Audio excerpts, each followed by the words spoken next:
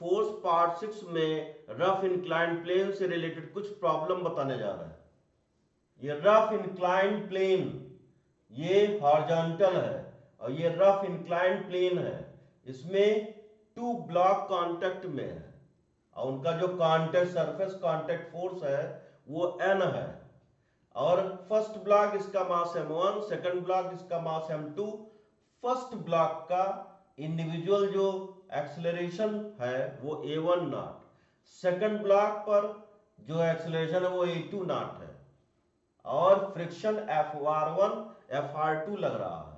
तो स्टेप 1 ये सिचुएशन है, if only m1 is present, m2 is not present, then independent acceleration of m1 a1 not equal to m1 g sin theta minus fr1 upon m1 हो जाएगा।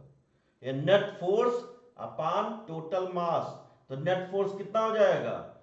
इस direction में m1 g sin theta लग रहा है और इसके opposite direction में इस पर फ्रिक्शन लग रहा है अपोजिट डायरेक्शन में, तो a1 नॉट की वैल्यू ये हो जाएगी।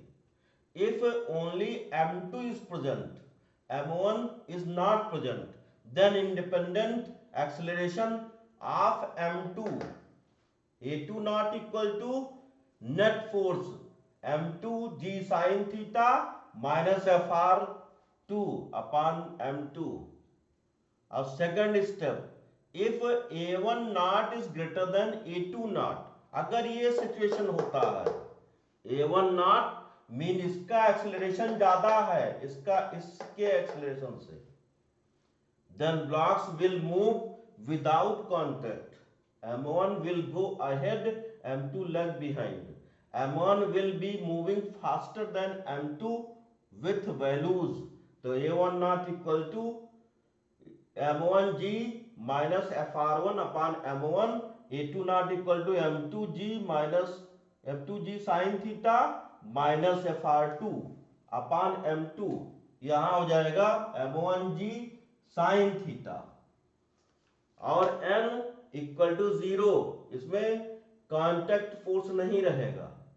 नेक्स्ट स्टेप, स्टेप 3, इसमें if a2 naught is greater than a1 naught, then blocks moves together and contact is maintained, then a1 equal to a2 equal to a common acceleration, तो a equal to net force upon total mass।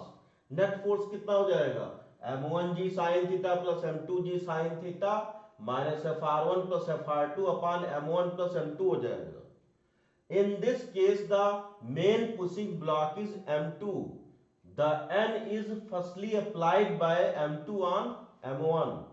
अब next situation है, अगर to block है ऊपर, एक का मास m1 दूसरे का मास m2 और फ्रिक्शन अपोजिट डायरेक्शन में इधर लग रहा है नीचे की तरफ, fr1 fr2 एक्सटर्नल फोर्स इधर से अप्लाई कर रहे हैं, तो इसमें क्या क्या पॉसिबिलिटीज हो सकता है? स्टेप 1, ब्लॉक्स में move up the plane, blocks में move up the plane, blocks में मूव डाउन द प्लेन, ये दो पॉसिबिलिटीज हो सकती है।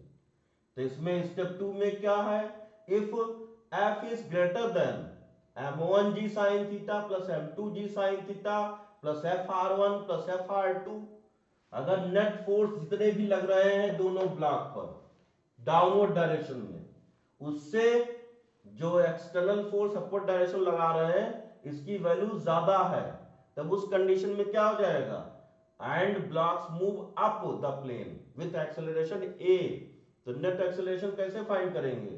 f माइनस जितना भी नीचे फोर्स लग रहा है minus m1 g sin theta minus m2 g sin theta minus fr1 minus fr2 upon m1 plus m2, ये हो जाएगा।